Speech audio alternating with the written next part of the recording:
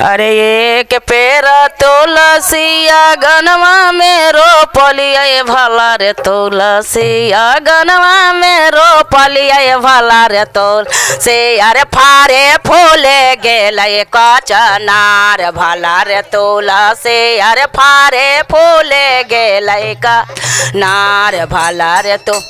एक पेड़ा तुलसिया गनवा में रोपलिया भला रे तुलसी गनवा में रोपलिया भला रे तोल से अरे फारे फूले गेले कचनार भला रे तोल से अरे फारे फूले गेले कचनार भला रे तोल के रे पटा बहे गंगा जाला पनिया भला रे तोल से अरे गंगा जाला पनिया भला रे तोल से अरे के रे पटावे गैया दूध भला रे तोल से अरे के रे पटावे गैया दूध भला रे तो सामे मोर पाटा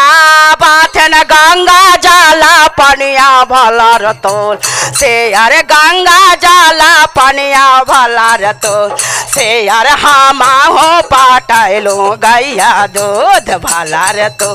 से अरे हामा हो पाटाइलो गैया दूध भला रे तो के वो जे मांग है बेटवा से बेटी भला रे तोला से अरे बेटवा से बेटी से यार के मांगे सौंदर्य पोतो भला रे तो से यार के मांगे सौंदर्य पोतो भला रे तो सामे मोरा मांगा थन बेटवा से बेटिया भला रे तो से यार बेटवा से बेटिया तोला से यार हम मांगल आई सुंदर पोतो रे तोला से यार हम अंगलिया सुंदर पोतो भला रे तो सुंदर पोतो हिया के कोहबर घर बैठले आए भला रे तो से यार कोहबर घर बैठे भला रे तो से यार ने हो रे लागे और भला रे तो से यार ने हो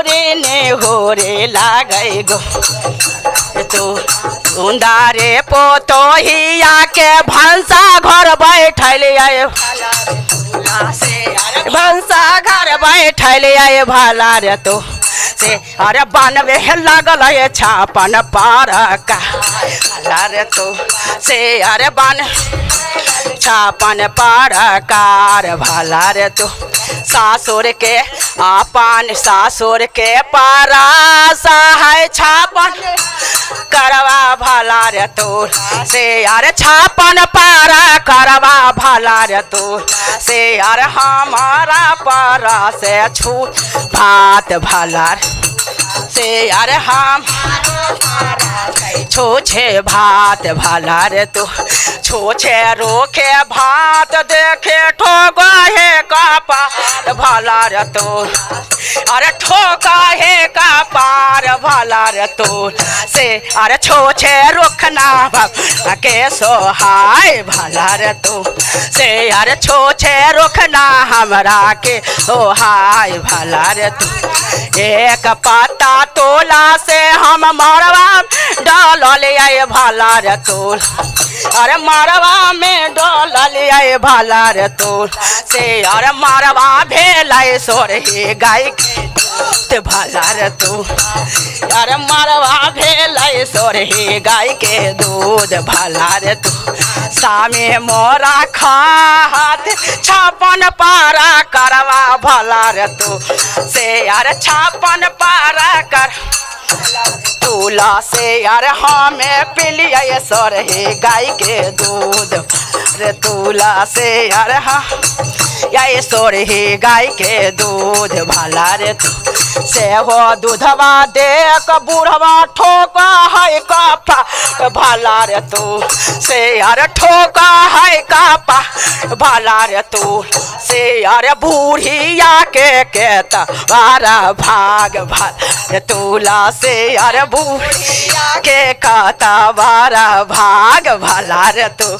से यार बूढ़िया के काता हमारा भाग्य भला रे तुलसी। अरे बोले तुलसी महारानी की जय।